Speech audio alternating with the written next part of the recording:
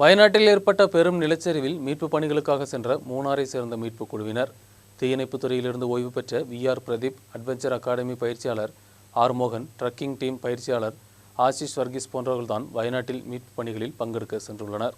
வயநாடு சூரல்மலை நிலச்சரிவில் பாதிக்கப்பட்ட பகுதிகளில் மீட்புப் பணிகளுக்காக மூணாறிலிருந்துள்ள 3 பேர் கொண்ட குழுவினர் சென்றுள்ளனர்.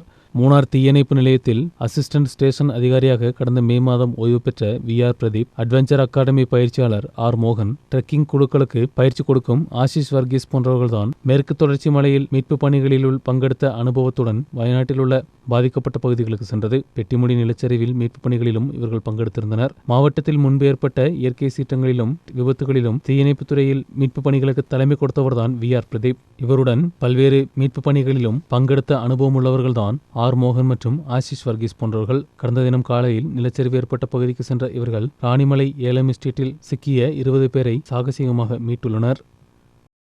News bureau, Adimali.